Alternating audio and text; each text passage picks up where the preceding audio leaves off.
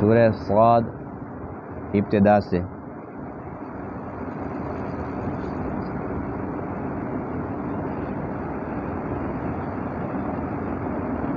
اعوذ باللہ من الشیطان الرجیم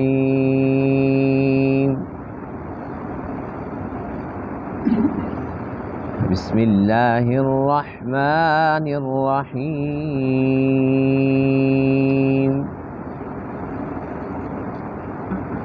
صاد والقرآن ذی الذکر بل الذین کفروا فی عزة وشقاق کم اہلکنا من قبلہم من قرن فنادوا ولا حین مناص وعجبوا أن جاءهم منذر منهم وقال الكافرون هذا ساحر كذاب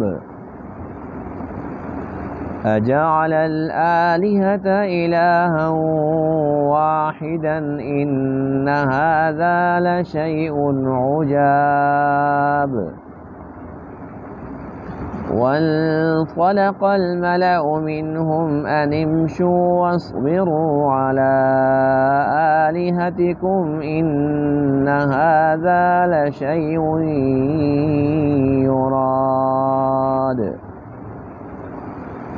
ما سمعنا بهذا في الملة الآخرة إن هذا إلا اختلاق صدق اللہ العظیم۔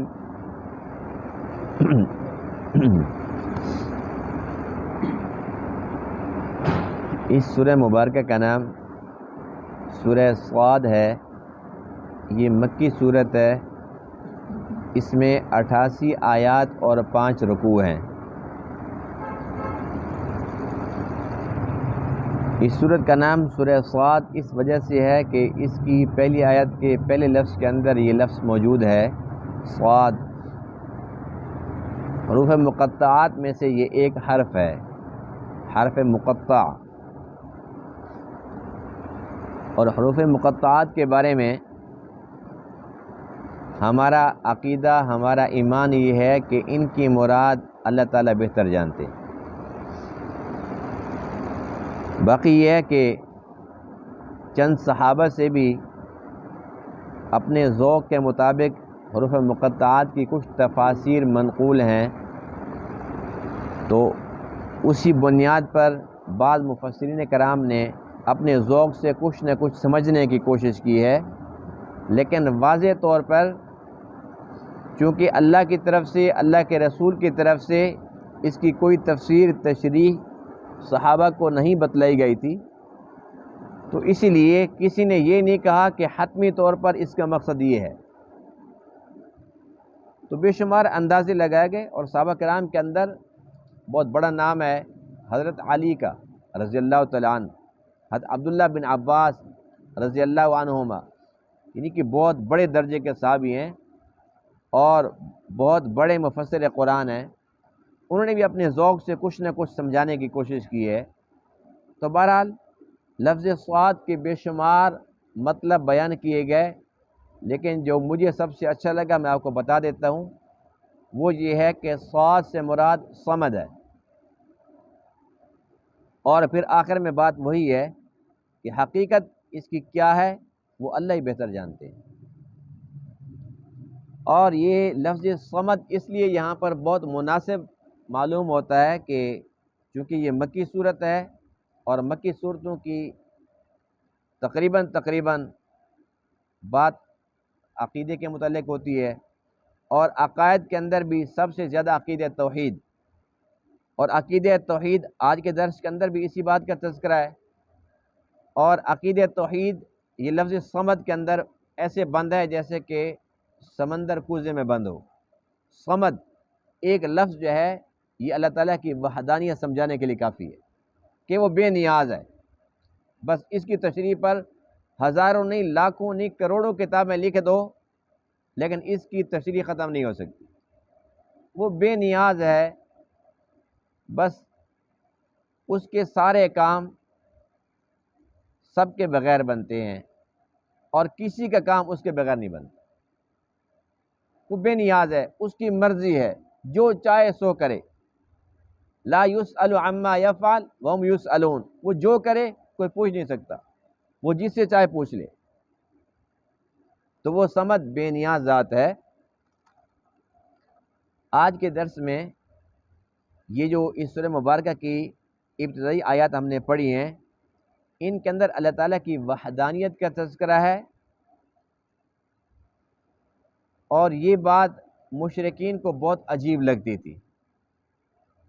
جب حضور علیہ الصلاۃ والسلام انہیں سمجھاتے تھے کہ اللہ وحدہ لا شریک ہے، وہ اکیلا الہ ہے، تو وہ کہتے تھے کہ اگر وہ اکیلا ہے تو یہ باقی سب کہاں جائیں گے؟ اور اتنی مخلوق ہے، اور ہر ایک کی اپنی اپنی زبان، اپنی اپنی حاجات، اپنی اپنی خواہشات، تو اکیلا وہ سب کی سنے گا کیسے؟ اور اکیلا وہ ان سب کے کام بنائے گا کیسے؟ کیونکہ انہیں اللہ تعالیٰ کی معرفت پہچان حاصل نہیں تھی، اس لیے وہ سمجھتے تھے کہ ایک اللہ کے لیے بہت مشکل ہو جائے گا۔ تو وہ یہ کہتے تھے کہ بہت سارے ہوں گے، جب کسی کو کوئی کام پڑے تو بس ایک کو تکلیف دے، اور پھر اس کے بعد پورا سال اس کو آرام کرنا ہے۔ کوئی اور مصیبت اگر آ جاتی ہے تو اسے کچھ نہیں کہنا، پھر دوسرے بت کو 360 دن ہے تو 360 بت، سال میں ایک بت کو تکلیف دینی ہے، بس ایک مرتبہ۔ اور اللہ کے نبی فرماتے تھے کہ اللہ وحدہ لا شریک ہے، یہ سب کے سب غلط ہیں، اور اس بات سے ان کو یوں تکلیف ہوتی تھی کہ ہمارے الہوں کے خلاف، اس بات سے وہ آگ بگولا ہو جاتے تھے۔ وہ کہتے تھے ہم سب کچھ برداشت کر سکتے ہیں، اپنے الہوں کی توہین برداشت نہیں کر سکتے۔ العیاذ باللہ۔ پھر وہ بہت بڑے بڑے جو کافر تھے، ابو جہل جیسا لعنتی، وہ کہتے تھے اگر ہمارے الہوں کے خلاف بات کی تو ہم تیرے الہ کو نہیں چھوڑیں گے، پھر ہم بھی اس کے خلاف باتیں کریں گے۔ اور وہ بھول جاتے تھے جس الہ کی اللہ کے نبی بات کرتے ہیں ان کو خالق تو تم خود بھی مانتے تھے، یہ تو مانتے تھے۔ ہر ایک مشرک یہی کہتا تھا کہ ہاں ہمیں پیدا تو اسی نے کیا ہے۔ بات اتنی سی تھی کہ باقی سب اختیارات اسی کے پاس ہیں، یہ اس نے تقسیم کر رکھے ہیں۔ یہ جتنے بھی الہ ہیں وہ کہتے تھے کہ یہ اللہ تعالیٰ کے مقرب ہیں، یہ پہنچے ہوئے ہیں، اللہ تعالیٰ ان کی ٹالتا نہیں ہے، ہماری ان تک اور ان کی الہ تک۔ یعنی اللہ تعالیٰ کو مانتے تو تھے، لیکن جیسا ماننا چاہیے تھا ویسے نہیں مانتے تھے۔ لیکن جب ان کے الہوں کے خلاف کوئی بات ہوتی تھی تو وہ ماننے کے باوجود پھر کہتے تھے کہ اب ہم تیرے الہ کو نہیں چھوڑیں گے، ہم گالیاں بھی دیں گے، یہاں تک بھی کہتے تھے۔ اور اس جرم کے اندر، یعنی اللہ کے نبی ان کو حق سمجھا رہے ہیں، ان کے بھلے کی بات کر رہے ہیں، اس جرم کے اندر وہ کہتے تھے یہ جادوگر ہے، جھوٹ بولتا ہے، نعوذ باللہ، طرح طرح کی باتیں کرتے تھے۔ وہ کہتے تھے کہ ہمارے لیے یہ ناممکن سی بات ہے، ہماری سمجھ میں یہ بات نہیں آتی کہ سارے الہ ختم اور ایک الہ، بس کہتے یہ بات ہماری سمجھ سے بالاتر ہے۔ صاد والقرآن ذی الذکر، قسم ہے قرآن کی، ذی الذکر، جو نصیحت والا ہے، اور اس کا دوسرا ترجمہ لکھا ہے جو عزت والا ہے۔ دونوں ترجمے ٹھیک ہیں، لیکن ہم یہاں پر بات کریں گے نصیحت کی۔ اس قرآن کی قسم جو نصیحت والا ہے، بل الذین کفروا فی عزت و شقاق، بلکہ وہ لوگ جنہوں نے کفر کیا ہے، فی عزت، وہ تکبر میں ہیں، و شقاق، اور مخالفت میں پڑے ہوئے ہیں۔ کم اہلکنا من قبلہم من قرن، ہم نے ان سے قبل کتنے قرن کو، کتنی قوموں کو ہلاک کیا، فنادوا، بس انہوں نے بھی پکارا، ولا تحین مناص، لیکن اس وقت کوئی بچنے کی جگہ نہیں تھی۔ یعنی اللہ کو پکارا تو اس وقت جب عذاب آنکھوں سے دیکھ لیا تھا، اس وقت اللہ کو پکار رہے تھے، تو اس وقت کا پکارنا کسی کام کا نہیں تھا۔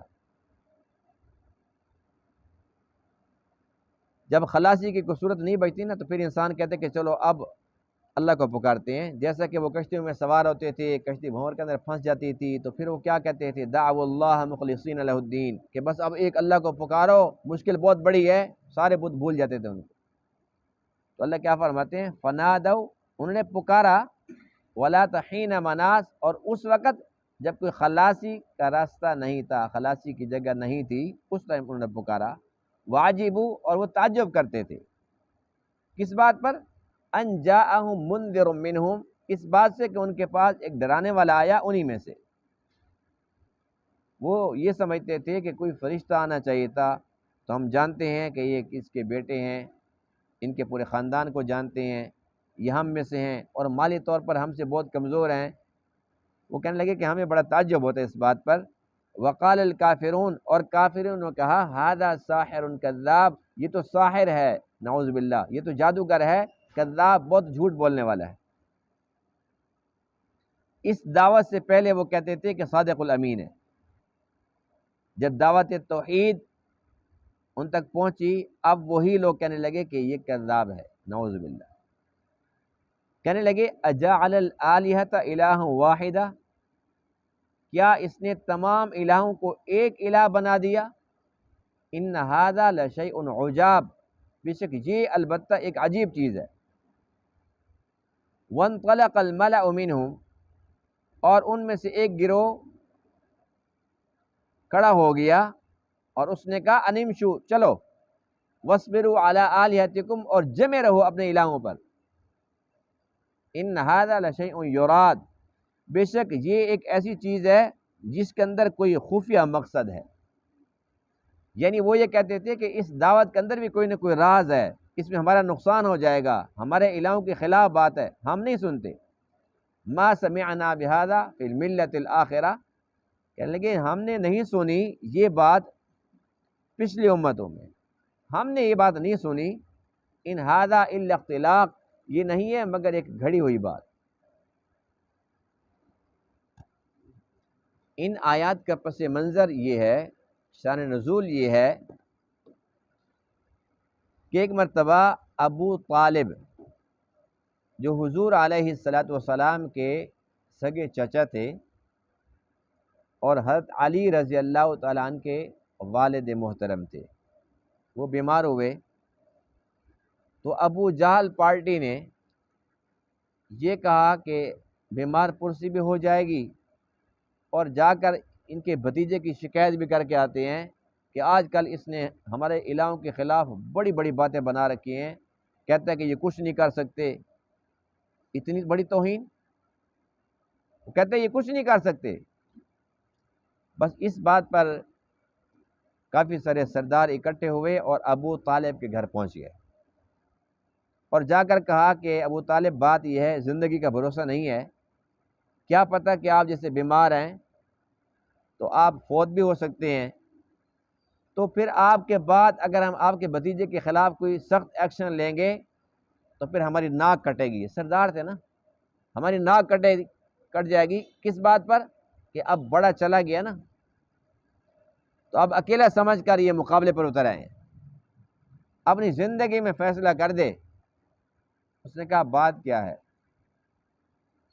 بات یہ کہ ہمارے الہوں کے خلاف باتیں کرتے تیرے بھتیجا، وہ یہ کہتا ہے کہ ان کے پاس کوئی اختیار نہیں ہے، نہ نفع دے سکتے ہیں، نہ نقصان، نہ عزت، نہ ذلت، نہ بیٹیاں، نہ بیٹے، نہ مال و دولت، یہ کچھ نہیں کر سکتے۔ ابو جہل نے کہا اتنی بڑی توہین ہمارے الہوں کی کر رہا ہے، اور اگر یہ باز نہ آیا تو پھر ہم اس کے الہ کے بارے میں کہیں گے وہی کچھ نہیں کر سکتا، پھر ہم نے اس کے الہ کو گالیاں بھی دینی ہے، اس کو سمجھاؤ۔ ابو طالب نے اسی وقت حضور علیہ السلام کو بلایا۔ جب آپ تشریف لے آئے تو ابو طالب نے پوچھا کہ اے بھتیجے، اب بتا کہ تو اس قوم سے چاہتا کیا ہے؟ یہ تیری شکایت لے کر آئے بیٹھے ہیں، تو بتا کہ تیرا مطالبہ کیا ہے، تو کیا چاہتا ہے؟ آپ نے فرمایا کہ اے میرے چچا، میرے پاس ایک ایسا کلمہ ہے اگر یہ اس کو قبول کر لیتے ہیں تمام عرب ان کے ماتحت ہو جائے گا، اور جتنا عجم ہے وہ سب جزیہ دیں گے، ان کی سرداری ہوگی، سب کے سب ان کی اطاعت قبول کر لیں گے۔ اس پر ابو جہل نے کہا صرف ایک کلمہ، ایک دفعہ کہنا ہے؟ اللہ کے نبی نے فرمایا کہ ہاں ایک کلمہ اور صرف ایک دفعہ کہنا ہے۔ اس نے کہا اگر یہ بات سچی ہے جو تو کہہ رہا ہے کہ سارا عرب بھی ہمارے ماتحت آ جائے اور سارا عجم بھی آ جائے تو میں 10 بار کہتا ہوں، مجھے ابھی بتا۔ تو اللہ کے نبی فرماتے ہیں کہ وہ کلمہ ہے لا الہ الا اللہ۔ اس پر ابو جہل کو غصہ آ گیا، اس نے کہا دیکھ لیا اب یہ کون سے کلمے کی بات کر رہا ہے، پھر یہ وہی کہہ رہا ہے کہ ایک اللہ۔ تب اس نے یہ کہا اجعل الآلہۃ الہا واحدا ان ھذا لشیء عجاب، یہ سارے الہوں کو جو ایک بنا دیتا ہے کہ بس ایک ایک ایک، یہ تو بڑی عجیب بات ہے، یہ کوئی بات ماننے کی ہے؟ کہنے لگا ما سمعنا بہذا فی الملۃ الآخرہ، ہم نے تو یہ بات کسی سے پہلے سنی نہیں ہے، ہمارے باپ نے، دادا نے، پردادا نے، کسی نے بھی یہ بات نہیں کی تھی کہ الہ ایک ہے۔ اب تیرا بھتیجے یہ بات لے کر آیا، اب یہ بلا بات ماننے کی ہے؟ ابھی تک ابو جہل پارٹی وہاں پر بیٹھی تھی۔ ابو جہل نے جب شور مچایا تو اللہ کے نبی علیہ السلام نے اپنے چچا ابو طالب سے فرمایا کہ اے میرے چچا، چلو یہ نہیں مانتے، یہ کلمہ تو پڑھ لے۔ اس نے کہا بھتیجا میں معذرت چاہتا ہوں، میں ایسا کام نہیں کر سکتا کہ میں اپنے باپ دادا کا دین چھوڑ کر مروں، مجھے یہ گوارا نہیں ہے۔ یہ بات کی اور اس کے بعد پھر راستے جدا جدا ہو گئے۔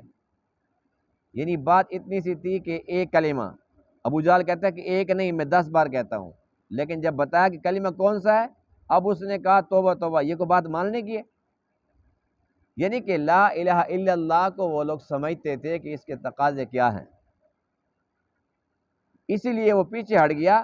اچھا ان کا گمان یہ تھا، ابو جہل پارٹی کا گمان یہ تھا کہ یہ کلمہ پڑھنے کے بعد ہم غلام ہو جائیں گے، ہماری سرداری ختم ہو جائے گی۔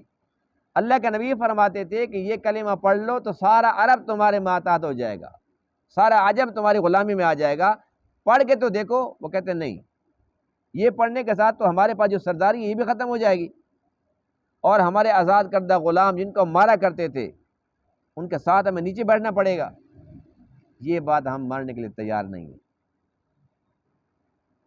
اور اسی مرض کے اندر ابو طالب جو بیمار تھے، اسی مرض کے اندر وہ فوت ہو گئے، یعنی کہ کلمہ نصیب میں نہیں تھا۔ آپ علیہ السلام نے تو بہت محنت فرمائی، بہت کوشش فرمائی، اور ابو طالب کے احسانات بھی آپ پر بہت زیادہ تھے، نہ صرف اللہ کے نبی پر بلکہ اسلام اور مسلمانوں پر بڑے احسانات تھے۔ اگرچہ وہ مسلمان نہیں تھے، اس کے باوجود شیب ابی طالب کے اندر تقریباً 2.5-3 سال تک سوشل بائیکاٹ کے اندر وہ رہے۔ اللہ کے نبی کے ساتھ جو جو معاملات تھے ابو طالب کے ساتھ بھی وہی تھے، انہوں نے بھگتائے، حالانکہ مسلمان بھی نہیں تھے، صرف سزا اس لیے جھیلی کہ اپنے بھتیجے کے ساتھ کھڑے تھے۔ بہرحال مشرکین مکہ کے لیے یہ بات بہت عجیب تھی کہ تمام الہ ختم اور ایک الہ، وہ کہتے تھے یہ بڑی عجیب بات ہے، بالکل 100% اسی طریقے سے جیسے ان کو یہ بات عجیب لگتی تھی کہ سارے الہ ختم اور ایک الہ کافی ہے، ایسے ہمیں یہ بات عجیب لگتی ہے کہ ایک الہ نہ ہو اور بہت سارے ہوں، ہے نہیں ہے؟ ہمیں تو یہ بات عجیب لگتی ہے نا، اس لیے کہ وہ غلط راستے پر تھے، الحمدللہ ہم ہدایت پر ہیں۔ ہمارا ایک بچہ بھی ہو، اسے پوچھو اللہ کہاں ہے، وہ کہتا ہے اوپر ہے، وہ کبھی نہیں کہے گا کہ ہاں یہ بھی ہے وہ بھی ہے وہ بھی ہے، کبھی بھی نہیں کہے گا، اس لیے کہ ہماری گھٹی کے اندر الحمدللہ توحید ہے، ہم مسلمانوں کے گھر پیدا ہوئے، ہم مسلمان ہیں الحمدللہ، ہماری شروع سے بنیاد یہی بنی ہے کہ ہم کسی اور کو الہ ماننے کے لیے تیار ہی نہیں۔ اور اللہ فرماتے ہیں کہ اگر بہت سارے الہ ہوتے لو کان فیہما آلہۃ الا اللہ لفسدتا، اگر بہت سارے الہ ہوتے تو پھر فساد ہی فساد نظر آتا۔ ایک الہ کہتا ہے کہ آج بارش بھیجنی ہے یہاں پر، دوسرا کہتا ہے نہیں۔ ایک کہتا ہے میں نے اس کو بیٹا دینا ہے، دوسرا الہ کہتا ہے میں نے اس کو بیٹی دینی ہے، تیسرا کہتا ہے اس کو کچھ دینا ہی نہیں ہے۔ جھگڑا فساد ہوتا ہے نہ ہوتا؟ لیکن نظام جب سے بنا ہے اب تک اور جب تک اللہ تعالیٰ کی چاہت ہے ایک جیسا چل رہا ہے، اس میں ذرہ برابر کوئی تبدیلی نہیں ہے۔ تو یہ اس بات کی دلیل ہے کہ چلانے والا بنانے والا ایک ہے۔ بہت سارے ہوتے تو کبھی ایسا ہوتا کہ ایک کہتا کہ آج میں نے سورج کو طلوع کرنا ہے، دوسرا کہتا نہیں، لیکن کبھی بھی سورج کی چھٹی نہیں ہوئی۔ سورج چاند ستارے یہ اپنی ڈیوٹی پر لگے ہوئے ہیں اور ڈیوٹی ایک جیسی ہے۔ اس کا مطلب یہ ہے کہ ان کا بنانے والا اور چلانے والا بھی ایک ہی ہے۔ ایک گاڑی ہوتی ہے نا، گاڑی، موٹر سائیکل ہے، سائیکل ہے، کوئی مشینری ہے، سلائی مشین ہی سمجھ لو، کوئی بھی چیز ہے، ایک ہاتھ میں ہے تو وہ ٹھیک رہتی ہے، دو ہاتھوں میں آ گئی تو اس کا بیڑا غرق ہو جاتا ہے۔ اتنی بڑی کائنات، اس کا بیڑا غرق نہیں ہوا، یہ اس بات کی بہت بڑی دلیل ہے کہ یہ ایک ہی کے ہاتھ میں ہے۔ لیکن یہ بات ان کو عجیب لگتی تھی اور ان کی بات ہمیں عجیب لگتی ہے، اور ان کو اس بات پر بھی تعجب تھا ان جاءہم منذر منہم، کہ جو اللہ کا رسول ہے وہ انہی میں سے کیوں ہے۔ ان کا خیال یہ تھا کہ وہ کوئی فرشتہ ہوتا۔ کبھی وہ یہ بھی کہتے تھے لولا نزل ھذا القرآن علی رجل من القریتین عظیم، کہ طائف یا مکہ میں سے جو بہت بڑے لوگ تھے، مالدار تھے، ان میں سے کوئی ایک اگر کہتا کہ میں نبی ہوں تو یہ بات دل کو لگتی تھی۔ ایک یتیم نادار اگر یہ دعویٰ کرے تو یہ بات ہمیں سمجھ نہیں آتی۔ وہ یہ کہتے تھے یا تو کوئی سردار ہوتا یا کوئی فرشتہ ہوتا۔ یہ بھی اللہ تعالیٰ کا احسان عظیم ہے کہ اس نے انسانوں کے اندر انسانوں کو نبی بنا کر بھیجا۔ اگر فرشتہ ہوتا تو ظاہر سی بات ہے کہ ناممکن سی بات تھی اس کی اطاعت۔ اگر وہ اصلی شکل میں آتا تو ان سے برداشت نہ ہوتا، اور اللہ فرماتے ہیں کہ اگر میں انسانی شکل کے اندر بھیجتا تو یہ پھر شک میں پڑے رہتے۔ یہ یوں کہتے کہ بھئی ہمیں تو یقین نہیں آ رہا، کہتا تو ہے کہ بھئی میں نبی ہوں، لیکن کیا پتہ نبی ہے بھی کہ نہیں ہے۔ اب یہ کہتے کہ میں فرشتہ ہوں، شکل تو انسانوں جیسی ہے، پھر شک کے اندر پڑے رہتے۔ پھر وہ فرشتہ کہتا کہ نمازیں پڑھو، یہ کہتے بھی اس کے ساتھ تو پیٹ نہیں لگا ہوا نا، یہ تو پڑھ سکتے ہیں، ہم کیسے پڑھیں۔ اگر وہ کہتا روزے رکھو، کہتے اس کو تو بھوک نہیں لگتی، ہم کیسے روزے رکھیں۔ اللہ نے انسانوں کے اندر انسانوں کو نبی بنا کر بھیجا اور ان کو ایک نمونہ بنایا کہ وہ انسان ہیں، بشری تقاضے ہیں ان کے ساتھ، انہیں بھی بھوک لگتی ہے، پیاس لگتی ہے، ان کے بیوی بچے ہیں، سب کچھ ہونے کے باوجود اللہ تعالیٰ کی عبادت کرتے ہیں، اور تمہیں حکم دیتے ہیں کہ تم بھی اللہ تعالیٰ کی عبادت کرو۔ اب کوئی یہ نہیں کہہ سکتا کہ میں عبادت کیسے کروں۔ جہاں اللہ کا احسان تھا اس کے اندر بھی ان کو تعجب ہونے لگا۔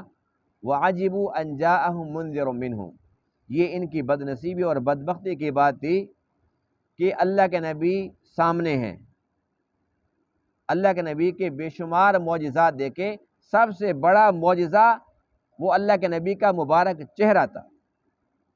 اگر دل کی آنکھوں سے دیکھ لیتے تو کائے پلٹ جاتی۔ کتنی بڑی بدبختی ہے کہ اللہ کے نبی سامنے ہیں، ان کو دیکھ رہے ہیں، دیکھنے کے باوجود بھی بات سمجھ نہیں سکے، اس سے بڑی بدبختی کیا ہو سکتی ہے۔ اور ہم اللہ کا شکر ادا کرتے ہیں، ہماری خوش نصیبی ہے کہ ہم نے دیکھا نہیں ہے، صرف پڑھا سنا ہے، لیکن دیکھنے سے زیادہ یقین ہے۔ ہمارا یقین ہے کہ جو اللہ فرما رہے حق سچ ہے، ہمارے نبی پاک سچے تھے، جو فرمایا حق سچ فرمائے۔ ہمیں اللہ تعالیٰ کے اس پر شکر ادا کرنا چاہیے، اور شکر کا بہترین طریقہ اللہ کی بندگی کر کے ثابت کرنا ہے کہ میں شکر گزار بندہ ہوں۔ اللہ تعالیٰ تمام باتوں کو سمجھنے عمل کرنے کی توفیق عطا فرمائے۔ وآخر دعوانا الحمدللہ رب العالمین۔